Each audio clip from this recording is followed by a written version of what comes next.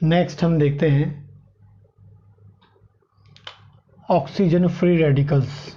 Oxygen free radicals, oxygen free radicals, ठीक है। इसका एक और नाम होता है रिएक्टिव ऑक्सीजन स्पीसीज़, ठीक है ना। आप ऑक्सीजन फ्री रेडिकल्स बोल दें या ऑक्सीजन फ्री रेडिकल्स बोल दें या reactive ROS, reactive oxygen species बोल दें, ठीक है ना। ये जो दोनों हैं बात एक ही है, ठीक है। और जब इनका जो लेवल है बॉडी में इंक्रीज़ होता है, इसका जो लेवल है बॉडी में कैसा होता है, इंक्रीज़ होता है। जब इसका लेवल सेल में इंक्रीज़ होता है, टिश्यूज़ में इंक्रीज़ होता है, तो ये रिस्पॉन्सिबल होता है किसके लिए, सेल इंजरी प्रोड्यूस करने के लिए। किसके लिए रिस्पॉन्सिबल होता है, सेल इंजरी प्रोड्यूस करने के लिए।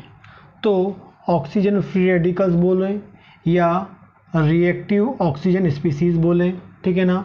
जब इनका लेवल बॉडी में, सेल में, टिश्यू में इनका लेवल कैसा होता है, इंक्रीज़ होता है, तो ये रिस्पॉन्सिबल होते हैं किसके लिए, सेल इंजरी के लिए या हम बोलेंगे सेल डैमेज के लिए। ये किसके लिए रिस्पॉन्सिबल होते हैं, सेल इंजरी के लिए या सेल डैमेज के लिए, ठीक है ना। तो इसे स्टार्ट करेंगे और हम सबसे पहले देखते हैं कि रिएक्टिव ऑक्सीजन स्पीसीज़ क्या है, ठीक। एग्जैक्टली जो रिएक्टिव ऑक्सीजन स्पीसीज़ या ऑक्सीजन फ्री रेडिकल्स जो होते हैं ये 3 होते हैं। एग्जैक्टली जो मोस्ट इम्पॉर्टेंटली जो होते हैं 3 होते हैं। एक होता है सुपर ऑक्साइड, एक होता है सुपर ऑक्साइड, एक होता है H2O2 हाइड्रोजन पर ऑक्साइड और एक होता है OH-, ठीक है ना। ये 3 मोस्ट इम्पॉर्टेंट जो हैं रिएक्टिव ऑक्सीजन स्पीसीज़ या ऑक्सीजन फ्री रेडिकल्स होते हैं, ठीक है। और इनका लेवल जब इंक्रीज़ होता है तीनों का, ठीक है ना, तो that is responsible for cell injury. क्या प्रोड्यूस करते हैं, सेल इंजरी प्रोड्यूस करते हैं या सेल डैमेज। कैसे करते हैं वो मैं अभी आपको आगे बताऊंगा, ठीक है ना। तो आपको पता होना चाहिए कि ये जो ऑक्सीजन फ्री रेडिकल्स हैं कैसे बनते हैं। एग्जैक्टली जो ऑक्सीजन फ्री रेडिकल्स हैं ह्यूमन बॉडी में प्रोड्यूस होने के लिए 2 इम्पॉर्टेंट कंडीशन होती है। एक होती है फिजियोलॉजिकल कंडीशन, एक होती है फिजियोलॉजिकल कंडीशन, ठीक है ना, means normal condition, normal healthy condition. इस कंडीशन में क्या होता है, ऑक्सीजन फ्री रेडिकल्स बनते हैं। एंड दूसरी होती है पैथोलॉजिकल कंडीशन, दूसरी होती है पैथोलॉजिकल कंडीशन या पैथोलॉजिकल कंडीशन के अलावा बोलेंगे डिजीज़ कंडीशन जो होती है। उन 2 कंडीशंस में हमारी बॉडी में क्या होता है, ऑक्सीजन फ्री रेडिकल्स बनते हैं, ठीक है ना। तो आपको ये पता होना चाहिए कि हमारी बॉडी में जो ऑक्सीजन फ्री रेडिकल्स हैं वो 2 तरीके से बन सकते हैं। एक बन सकता है फिजियोलॉजिकल नॉर्मल कंडीशन में बनते हैं एंड सेकंड जो होते हैं वो बनते हैं पैथोलॉजिकल कंडीशन में या डिजीज़ की कंडीशन में। उस कंडीशन में भी क्या बनते हैं, ऑक्सीजन फ्री रेडिकल्स बनते हैं या रिएक्टिव ऑक्सीजन स्पीसीज़ बनती हैं। Oxygen super oxide, H2O2 and OH-, ये 3 बनते हैं, ठीक है ना। तो आगे हम देखते हैं ये जो ऑक्सीजन फ्री रेडिकल्स हैं, पहले हम बात करेंगे फिजियोलॉजिकली हम बात करते हैं। फिजियोलॉजिकली बात करें तो हर हेल्दी ह्यूमन बीइंग में, मुझ में भी अभी, मेरी बॉडी में भी अभी, एवरी सेल में क्या बन रहा है, ऑक्सीजन फ्री रेडिकल्स बनता है। और ये जो ऑक्सीजन फ्री रेडिकल्स मेरी बॉडी में बनता है और बनने के बाद ये जो ऑक्सीजन फ्री रेडिकल्स होते हैं ये हमारी बॉडी के लिए टॉक्सिक होते हैं, हार्मफुल होते हैं, सेल इंजरी प्रोड्यूस कर सकते हैं। तो हमारी हेल्दी जो सेल हैं या हेल्दी ह्यूमन बॉडी जो है ये लगातार क्या करती है, ऑक्सीजन फ्री रेडिकल्स को प्रोड्यूस करती है, लेकिन साथ ही साथ उसे न्यूट्रलाइज करने के लिए, ठीक है ना, उसको न्यूट्रलाइज करने के लिए, उसे किल करने के लिए, ठीक है ना, हमारी हर सेल के पास एक डिफेंस मैकेनिज्म होती है, ठीक है ना, जो ऑक्सीजन फ्री रेडिकल्स या रिएक्टिव ऑक्सीजन स्पीसीज के अगेंस्ट वर्क करती है, जिन्हें हम बोलते हैं एंटीऑक्सीडेंट प्रॉपर्टीज। इसे हम क्या बोलते हैं, antioxidant properties. Oxygen free radicals, reactive oxygen species, या हम इसे बोल सकते हैं ऑक्सीडेंट। हम इसे क्या बोल सकते हैं, ऑक्सीडेंट। इनके अगेंस्ट हमारी सेल में, हेल्दी सेल में, एवरी सेल के पास specific type of defence mechanism होती है जो इस ऑक्सीजन फ्री रेडिकल्स को न्यूट्रलाइज करती है, या बोलेंगे एंटीऑक्सीडेंट प्रॉपर्टी या एंटीऑक्सीडेंट फंक्शन को करने के लिए रिस्पॉन्सिबल होती है, ठीक है ना। जिस कारण से क्या होता है, हमारी बॉडी में इसके जो हार्मफुल इफ़ेक्ट्स हैं वो नहीं हो पाते हैं, ठीक। और ये हार्मफुल इफ़ेक्ट नहीं हो पाएंगे तो सेल इंजरी नहीं हो पाएगी। लेकिन किसी कारण से, मान लीजिए किसी कारण से यदि हमारी बॉडी का जो डिफेंस मैकेनिज्म है, जो एंटीऑक्सीडेंट फंक्शन करने वाला डिफेंस सिस्टम है, वो कैसा हो जाए, वीक हो जाए, खराब हो जाए, डिस्टर्ब हो जाए, तो ड्यू टू दिस रीज़न क्या होगा, एक्यूमुलेशन ऑफ क्या हो जाएगा, ऑक्सीजन फ्री रेडिकल्स हो जाएंगे। और ये जो ऑक्सीजन फ्री रेडिकल्स हैं ये रिस्पॉन्सिबल होंगे किसके लिए, सेल डैमेज के लिए, या हम बोलेंगे सेल इंजरी को प्रोड्यूस करने के लिए, ठीक है ना। फिर से मैं एक बार बोलता हूँ, हमारी ह्यूमन बॉडी में जो ऑक्सीजन फ्री रेडिकल्स हैं दो तरीके से बनते हैं, एक फिजियोलॉजिकल होता है और एक पैथोलॉजिकल होता है। पहले हम बात करेंगे फिजियोलॉजिकल। हेल्दी ह्यूमन बीइंग में, हेल्दी सेल में, एवरी हेल्दी सेल में ऑलवेज टाइम हमारी बॉडी के एवरी सेल में ऑक्सीजन फ्री रेडिकल्स बनते रहते हैं, ठीक है ना। और ये ऑक्सीजन फ्री रेडिकल्स को न्यूट्रलाइज करने के लिए, किल करने के लिए हमारे पास एवरी सेल के पास क्या होता है, एंटीऑक्सीडेंट प्रॉपर्टी या एंटीऑक्सीडेंट फंक्शन करने वाला एक डिफेंस सिस्टम होता है। वो कौन सा होता है मैं आपको आगे बताऊंगा। वो क्या करेगा, लगातार ये हमारे ऑक्सीजन फ्री रेडिकल्स कैसे हो जाएंगे, बनते जाएंगे, और उसके अगेंस्ट क्या होगा, ये डिफेंस सिस्टम काम करेगा, उनको न्यूट्रलाइज करते जाएगा और उसके एक्यूमुलेशन को होने नहीं देगा। और फाइनली हमारी सेल क्या होगी, free from oxygen free radicals होगी, जिससे सेल में सेल इंजरी नहीं हो पाएगी, सेल डैमेज नहीं हो पाएगा, और सेल कैसी होगी, हेल्दी होगी, ठीक है ना। तो ये हमारी बॉडी में नॉर्मल चलता रहता है। लेकिन जैसे हमारी बॉडी का डिफेंस सिस्टम कैसा हो जाता है, वीक हो जाता है, ख़राब हो जाता है, डिस्टर्ब हो जाता है, तो due to this reason accumulation of क्या होगा, oxygen free radicals every cell में होगा, और which is responsible for cell injury, cell damage. वो कैसे करते हैं वो मैं आपको आगे बताऊँगा, ठीक है ना। तो ये बेसिक कॉन्सेप्ट है जो आपके दिमाग में होना चाहिए। तो हम देखते हैं पहले फिजियोलॉजिकली हमारी बॉडी में जो ऑक्सीजन फ्री रेडिकल्स है वो कैसे बनते हैं, ठीक है ना। तो आपको पता है हमारी बॉडी है सेल से मिलकर बनी हुई है, ठीक है ना। बहुत सारी सेल आपस में जुड़ गई हैं, उन्होंने क्या बना लिया, टिश्यू बना लिया, टिश्यू से क्या बन गया, ऑर्गन, ऑर्गन से क्या बन गया सिस्टम, एंड सिस्टम से पूरी ह्यूमन बॉडी बन रही है। तो हर सेल के पास खुद का एक डिफेंस एंटीऑक्सीडेंट फंक्शन करने वाला डिफेंस सिस्टम होता है। और हर सेल में क्या बनते हैं, ऑक्सीजन फ्री रेडिकल्स बनते हैं। कौन से ऑक्सीजन फ्री रेडिकल्स बनते हैं, super oxide, H2O2 and OH-, ठीक है ना। तो कैसे बनते हैं, ये मान लीजिए सेल है, ये दिख रही है सेल मुझे। इस सेल में बहुत सारे ऑर्गेनेल्स होते हैं, ठीक है ना। लेकिन इसका सबसे मोस्ट इम्पॉर्टेंट ऑर्गेनेल है जो, वो होता है माइटोकॉन्ड्रिया। कौन होता है, माइटोकॉन्ड्रिया। ये कौन है, माइटोकॉन्ड्रिया है, ठीक है ना। तो फिजियोलॉजिकली कैसे बनता है, ठीक। इसे बनाने के लिए सबसे इम्पॉर्टेंट मॉलिक्यूल होता है ऑक्सीजन। कौन होता है, ऑक्सीजन, ठीक है ना।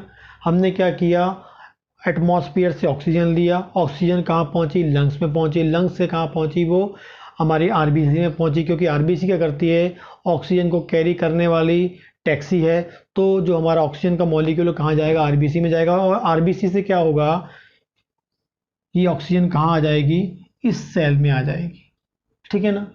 ऑक्सीजन कहाँ होगी, इस सेल में पहुँचेगी, बॉडी की एवरी सेल में पहुँचेगी। उस सेल में से मैंने एक सेल ले ली है, तो एटमॉस्फेयर से मैंने ऑक्सीजन लिया, ऑक्सीजन तो लेना ज़रूरी है, वेरी इंपॉर्टेंट, बिना ऑक्सीजन के हमारी सेल जो है फंक्शन नहीं कर सकती है। तो हमने ऑक्सीजन ली, लंग्स में गई, आरबीसी में गई, आरबीसी से बॉडी के एवरी सेल में क्या हुई, वो डिस्ट्रीब्यूट हो गई, ठीक है ना। और डिस्ट्रीब्यूट होने के बाद, ये ऑक्सीजन जो है डिस्ट्रीब्यूट होने के बाद, तो जैसे हम मानते हैं ये सेल है, इस सेल के पास ऑक्सीजन गई, और इस ऑक्सीजन को किसने लिया, माइटोकॉन्ड्रिया ने इस ऑक्सीजन को कैच किया, क्योंकि सभी को पता है जो माइटोकॉन्ड्रिया है वो ऑक्सीजन को लेता है, ऑक्सीजन को यूज़ करता है, ठीक है ना। तो जैसे ही ऑक्सीजन को यूज़ करेगा माइटोकॉन्ड्रिया, तो इसे हम बोलेंगे माइटोकॉन्ड्रियल रेस्पायरेशन। इसे हम क्या बोलेंगे, रेस्पायरेशन, माइटोकॉन्ड्रियल रेस्पायरेशन। जैसे आरबीसी ने ऑक्सीजन के मॉलिक्यूल को सेल को दिया, जैसे ही वो सेल में एंटर करता है, माइटोकॉन्ड्रिया क्या करता है, उसको सबसे पहले वो माइटोकॉन्ड्रिया उसे कैच करता है, तो हम इसे क्या बोलेंगे, माइटोकॉन्ड्रियल रेस्पायरेशन, ठीक है ना। और उसके बाद ये जो ऑक्सीजन है, इसका माइटोकॉन्ड्रिया क्या करेगा, यूज़ करेगा, किसके लिए, एनर्जी फॉर्मेशन के लिए। सभी को पता है, पहले मैं बता चुका हूँ फंक्शन ऑफ माइटोकॉन्ड्रिया।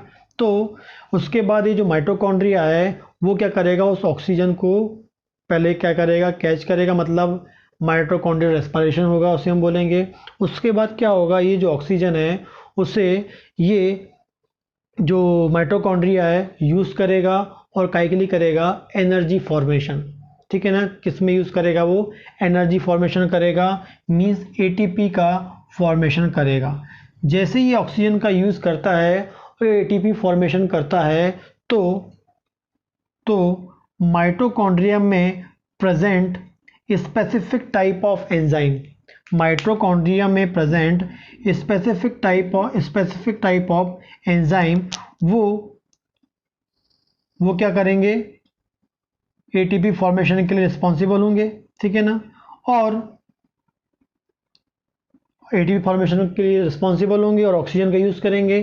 तो उस दौरान ये जो ऑक्सीजन का जो मॉलिक्यूल है वो माइटोकॉन्ड्रिया में present specific type of enzymes, ठीक है ना, cytochrome P450, cytochrome P450, cytochrome P450 एक एंजाइम होता है, ऑक्सीडेज एंजाइम होता है माइटोकॉन्ड्रिया के पास, ठीक है ना। तो ये जो ऑक्सीडेज जो एंजाइम होता है, ऑक्सीडेज एंजाइम होता है, ये क्या करेगा, इस ऑक्सीजन को कन्वर्ट कर देता है सुपर ऑक्साइड में।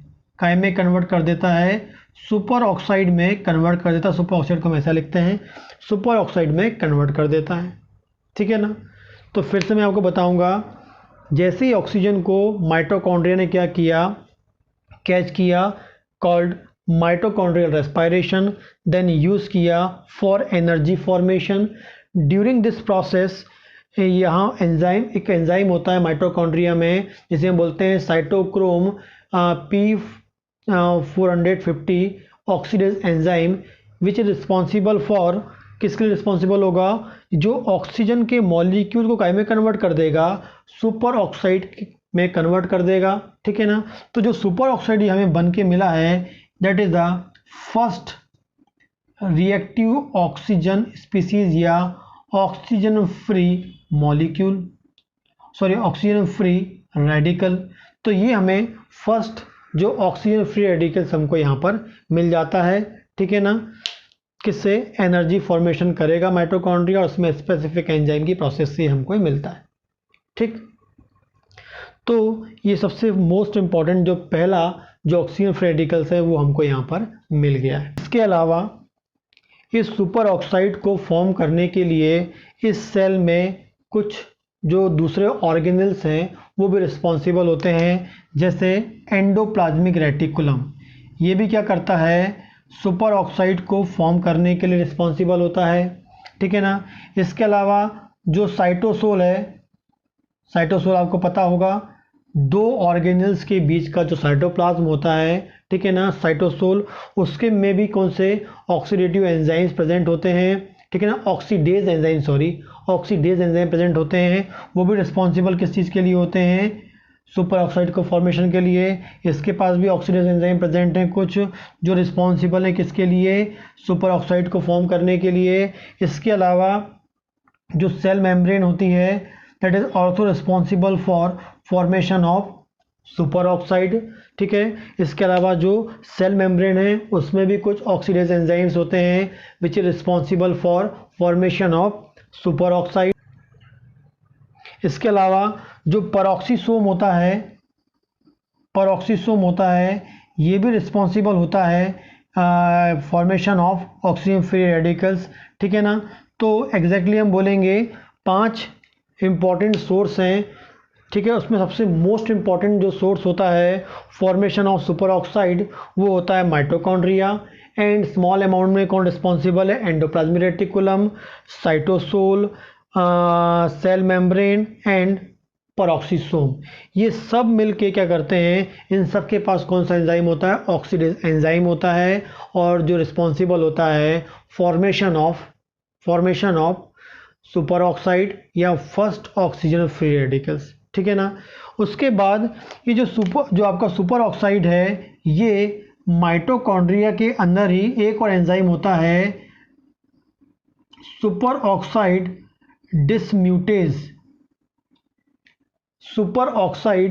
डिसम्यूटेज एक एंजाइम होता है, वो माइटोकॉन्ड्रिया के पास होता है, जो इस ऑक्सीजन फ्री रेडिकल्स को, जो सुपर ऑक्साइड को काय में कन्वर्ट कर देता है, H2O2 में कन्वर्ट कर देता है। काय में कन्वर्ट कर देता है, H2O2 में कन्वर्ट कर देता है।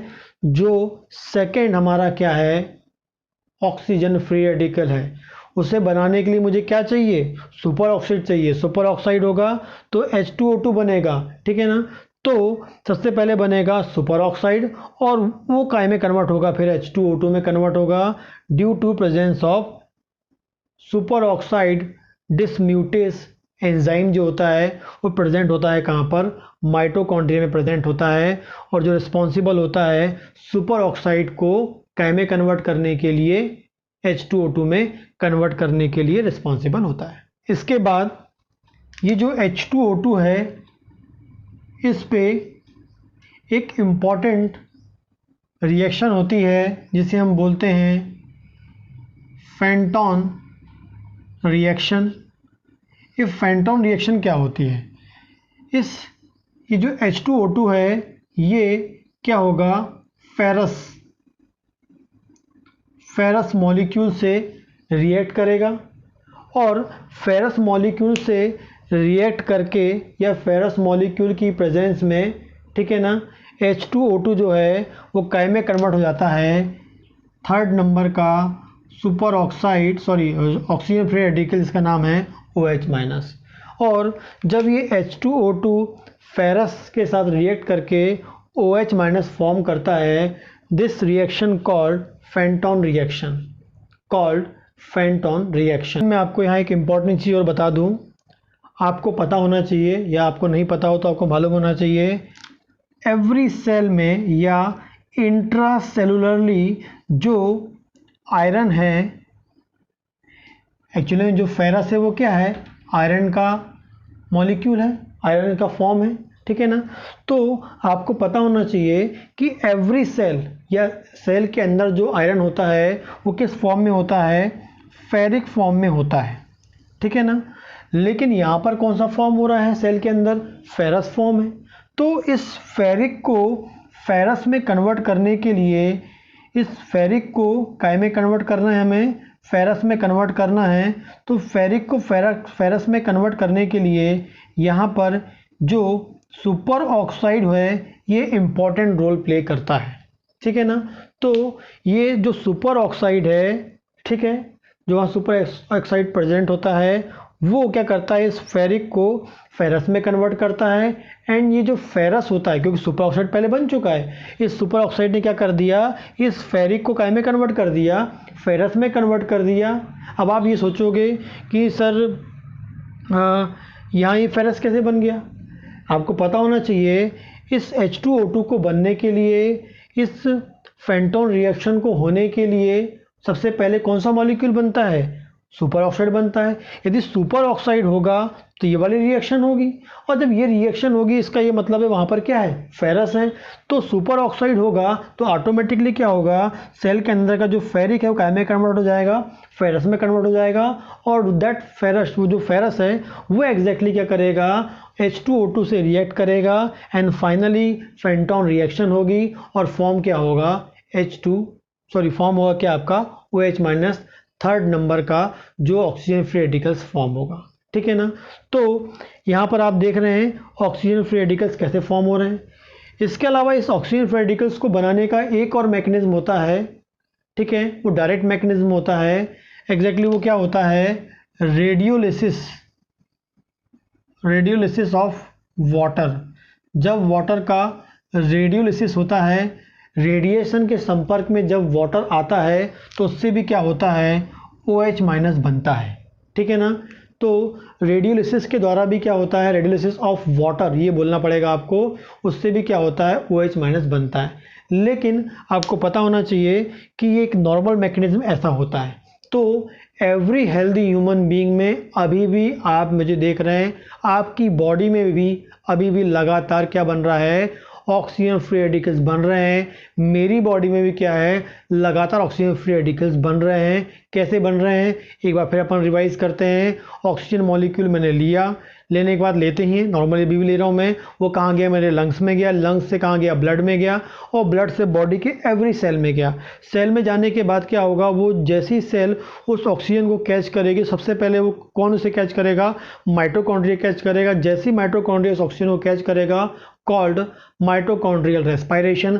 देन उसके बाद क्या होगा, वो उसका यूज़ करेगा एनर्जी फॉर्मेशन में, तो हम उसे बोलेंगे माइटोकॉन्ड्रियल एनर्जी फॉर्मेशन की जो प्रोसेस है उसमें वो यूज़ होगा। और उस प्रोसेस के दौरान क्या होगा, उस माइटोकॉन्ड्रिया में प्रेजेंट साइटोक्रोम P450 ऑक्सीडेज जो एंजाइम है, वो ऑक्सीडेज एंजाइम जो है वो एग्जैक्टली क्या करेगा, उस पर वर्क करेगा, और जो आपका ऑक्सीजन का मॉलिक्यूल है वो काय में टूट जाएगा या काय में कन्वर्ट हो जाएगा, वो कन्वर्ट हो जाएगा सुपर ऑक्साइड में कन्वर्ट हो जाएगा। इस सुपर ऑक्साइड जो है ये माइटोकॉन्ड्रिया के अंदर ही है। ठीक है ना। इस सुपर ऑक्साइड को बनाने के लिए सेल के जो दूसरे ऑर्गेनेल्स हैं, like endoplasmic reticulum, like cytoplasm, like cell membrane, like आपका पेरोक्सिसोम, ये भी इंपॉर्टेंट रोल प्ले करते हैं for formation of oxygen free radical specific super oxide. तो ये पहला सुपर ऑक्साइड जो है, पहला ऑक्सीजन फ्री रेडिकल बन गया। इसके बाद ये जो सुपर ऑक्साइड है ये फाइनली काय में कन्वर्ट होता है, H2O2 में कन्वर्ट होता है। क्योंकि कैसे कन्वर्ट होता है वो, H2O2 में सुपर ऑक्साइड डिसम्यूटेज एंजाइम के प्रेजेंस के कारण। तो अंदर कौन सा एंजाइम होता है, माइटोकॉन्ड्रिया में एक और एंजाइम होता है, वो रिस्पॉन्सिबल होता है इस सेल के अंदर जितनी भी सुपर ऑक्साइड है, जितना भी सुपर ऑक्साइड है उन सब को, पूरे का पूरा जो सुपर ऑक्साइड है उसको काय में कन्वर्ट करने के रिस्पॉन्सिबल होता है, H2O2 में कन्वर्ट करने के रिस्पॉन्सिबल होता है कौन, सुपर ऑक्साइड डिसम्यूटेज। एंड जो ये H2O2 है ये फाइनली काय में कन्वर्ट होता है, OH माइनस में कन्वर्ट होता है। और इस OH माइनस को कन्वर्ट करने के लिए H2O2 पे कौन सी रिएक्शन होती है, फेंटोन रिएक्शन होती है। इसमें एग्जैक्टली क्या होता है, H2O2 जो है वो फेरस से रिएक्ट करता है और फाइनली क्या फॉर्म करता है, OH माइनस फॉर्म करता है। एंड इस फेरस को फॉर्म करने के लिए वहाँ पर जो सुपर ऑक्साइड है ये एक इम्पॉर्टेंट रोल प्ले करती है। क्योंकि आपको पता होना चाहिए कि एवरी सेल के इंट्रासेलुलर पार्ट में जो आयरन का मॉलिक्यूल होता है वो किस फॉर्म में होता है, फेरिक फॉर्म में होता है, फेरस फॉर्म में नहीं होता है। तो सुपर ऑक्साइड क्या करेगा, उस फेरिक को काय में कन्वर्ट कर देगा, फेरस में। एंड दैट जो फेरस है that is responsible for Fenton reaction and finally formation of OH minus molecule. ठीक है ना। तो हमें फाइनली जो सुपर ऑक्साइड है वो काय में कन्वर्ट हो गया पूरा का पूरा H2O2 में, और H2O2 वाला फाइनली काय में कन्वर्ट हो गया OH माइनस में। मतलब सबसे बड़ा जो एंड प्रोडक्ट है, जो सबसे लास्ट वाला जो आपका ऑक्सीजन फ्री रेडिकल्स है वो कौन है? OH माइनस है। तो इससे हमें मालूम चलता है कि सबसे डेंजरस, सबसे हार्मफुल, हमारी बॉडी में सबसे ज़्यादा जो सेल इंजरी प्रोड्यूस करने वाला जो ऑक्सीजन फ्री रेडिकल्स है वो कौन सा है? आपको पता होना चाहिए, OH माइनस। क्यों? क्योंकि ये जैसे बना काय में कन्वर्ट हो गया H2O2 में, और जो H2O2 को है फाइनली काय में कन्वर्ट हो गया OH माइनस में। ये कुछ शॉर्ट टाइम के लिए प्रेजेंट होगा, फाइनली काय में कन्वर्ट हो जाएगा, H2O2 में कन्वर्ट हो जाएगा, एंड फिर क्या बना लेगा? OH minus. ठीक है ना? तो ये जो OH माइनस है, इसे ही हमारी बॉडी के जो एंटीऑक्सीडेंट डिफेंस सिस्टम होता है, इसे न्यूट्रलाइज करने के लिए जो डिफेंस सिस्टम होता है वो कौन सा होता है मैं आपको आगे बताऊंगा। वो क्या करता है? इसको न्यूट्रलाइज करता है। ठीक है ना? तो आपको याद होना चाहिए कि हमारी बॉडी का सबसे very dangerous oxygen free radicals कौन सा होता है? OH minus. क्योंकि वो अब यहाँ से कोई दूसरे मॉलिक्यूल में नहीं टूट रहा है, वो ही प्रेजेंट है। लेकिन जो सुपर ऑक्साइड है वो दूसरे मॉलिक्यूल में टूट रहा है, और ये फाइनली इस मॉलिक्यूल में टूट रहा है। इसका मतलब है ये वाला सुपर ऑक्साइड और ये वाला सुपर ऑक्साइड कैसे होते हैं? लेस डेंजरस होते हैं। किसकी तुलना में? OH माइनस की तुलना में। वैसे तीनों डेंजरस हैं, लेकिन तीनों में यदि हम कंपेयर करें तो जो मोर डेंजरस जो होता है ऑक्सीजन फ्री रेडिकल्स वो होता है OH माइनस, और सबसे जो लेस डेंजरस होता है वो कौन सा होता है? Super oxide. पहले बनता है, फिर वो H2O2 में, फिर वो काय में कन्वर्ट हो रहा है? OH माइनस में।